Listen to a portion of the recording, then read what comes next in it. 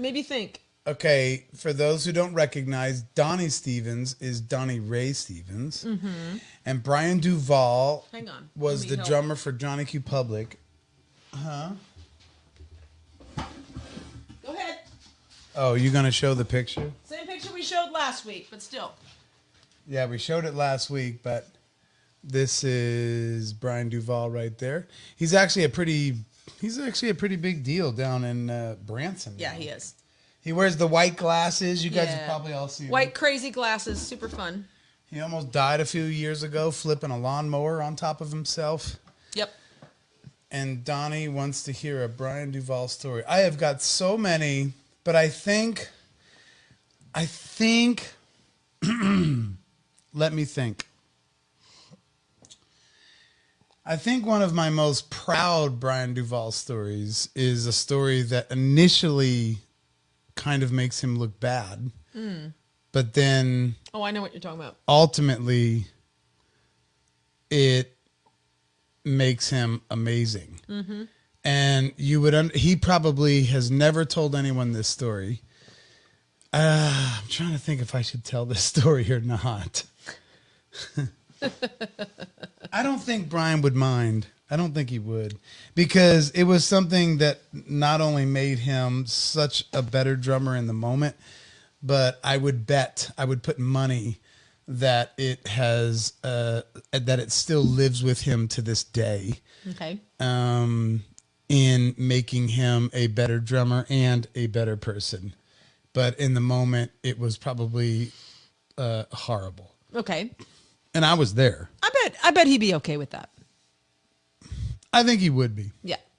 I don't know if it's the kind of story that Donnie wants to hear, because I've got funny ones, I've got serious ones, I've got heartbreaking ones, I have humiliating ones, and he has all this about me as well. Yeah, sure. But he just said, tell a Brian Duvall story, and I'm going to tell what I would consider my favorite and why I'm actually still friends with Brian Duvall today. Go.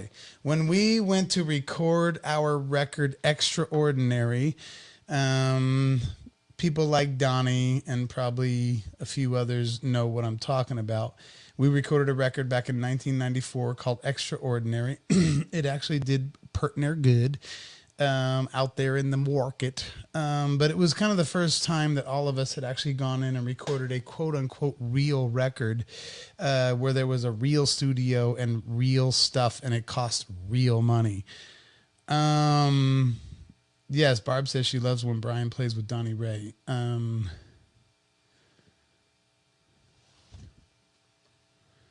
Yeah, Stephanie's like, when have you ever had a filter, Dan? Like, yeah, I know. And then like, Tom says, Brian Duvall versus Zeppelin. He always has something versus Zeppelin.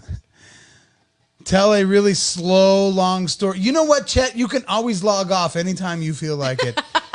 You freaking jerk with your new haircut. All right, listen. And your beard. Your sweet-smelling beard.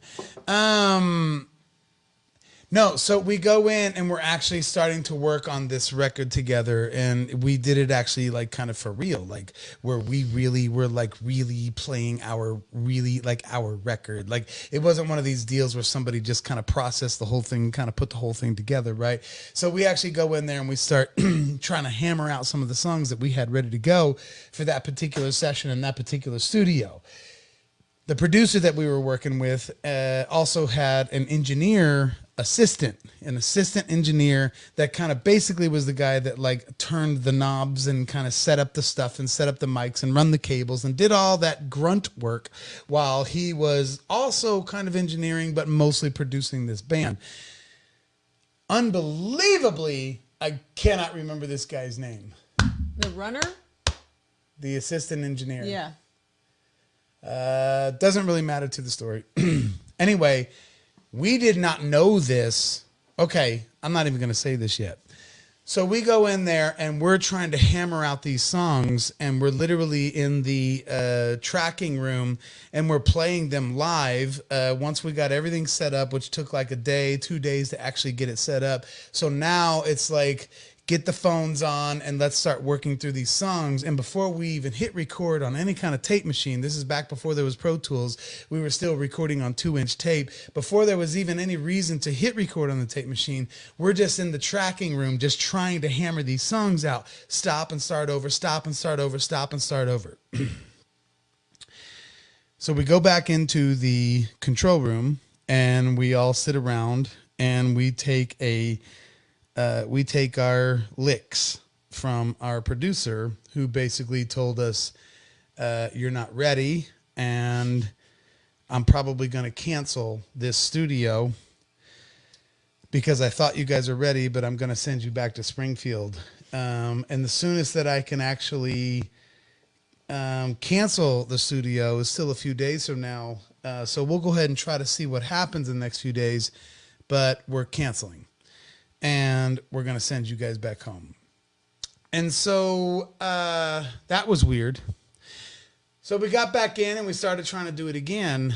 And the producer sat us back down in the control room and said, I want to say this guy's name was Scott. I think it was Scott. And we didn't know this going into it. But our producer said, Scott, why don't you go out and play drums with the band? Because Brian, he's not bringing it. He's not good enough, and he's not bringing it.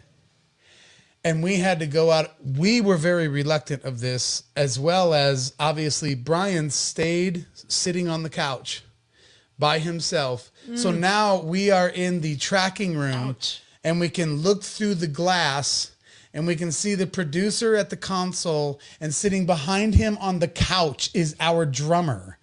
And the assistant engineer now is sitting behind the drums, short little quiet guy that didn't say 2 words to us the whole time we were there. Now he's at the drums, and we are trying to create a song together with this guy that we've never talked to and we've never played with. And frankly, he's fucking killing it. He's fucking killing it. He like sat down having never played with us before. And our producer's even getting over the headphones going, yeah, that's what I'm talking about. Yeah, love it. While our drummer is sitting on the couch watching all this happen. Oh. Now, none of it got recorded. Okay. We didn't record with this guy. He just put him out there to put a fire under Brian Duvall, unlike anyone has ever put a fire under him before. He was always a good drummer. He had been playing drums forever. He had years and years of experience on all of us, but there was just a little something about his playing that was very plastic, and it was just very like, I'm not really into it. I'm doing all the right parts, and I'm playing it exactly the way you're asking me to, but there just didn't seem to be any guts in it. And when he made him sit on the couch, and Scott came in and played the drums for a couple of hours with us out in the tracking room, later, Brian rejoined the band, and he recorded the entire record with us. Every drum hit on that record is played by Brian Duvall, first of all. And second of all, he's never been the same drummer since that experience at a studio called the Salt Mine in Brentwood, Tennessee, is when that happened.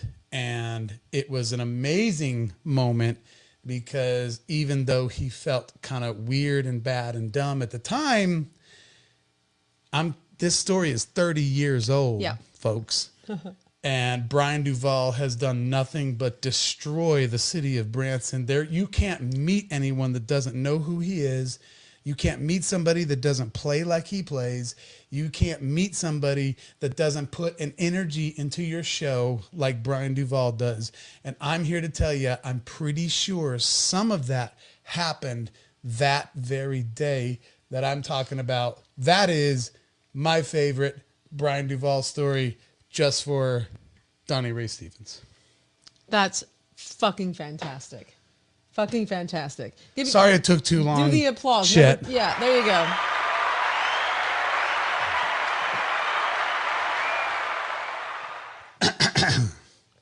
Yeah.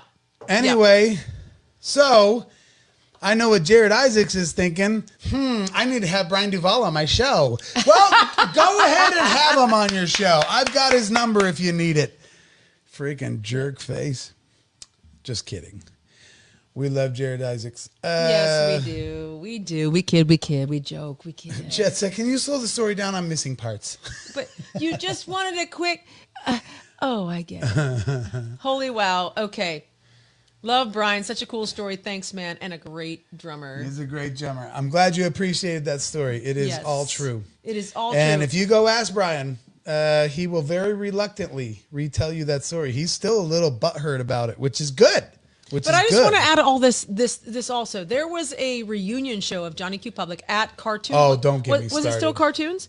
Was it still Cartoons? It was still Cartoons. Yeah, it was Cartoons. And there are YouTube videos and stuff. And there's I just want to say real quickly, there is a YouTube video of the song Scream where Brian is playing drums and all of you guys. Tara, that is a great extension to this story. I get emotional thinking about it. Because I will continue the story and I will end the show on this really quick. Okay. Back to Donnie. Yes. There is a song that we have on that record called Scream. And there's a part at the very, very end where we just go right into the drop D, E, and we just play nothing but that chord. Vamping. It's just vamping. And it's just Machine Gun. Oh. Not Machine Gun Symphony, not the band. No. I'm just talking about the playing the bop, bop, bop, bop, bop, bop. It's just the Machine Gun style snare drum, kick drum, and we just play this one chord. That's it. It's at the end of a song called Scream. We actually did it and we recorded it that way on the record. But if you ever got to see us play live, we would normally hold that part out until it was painful. Mm-hmm. I mean, not painful for us, painful for the audience. You might even be like frozen. You as a singer, you might just be frozen. Yeah, and we would just play this da da da da da da da da.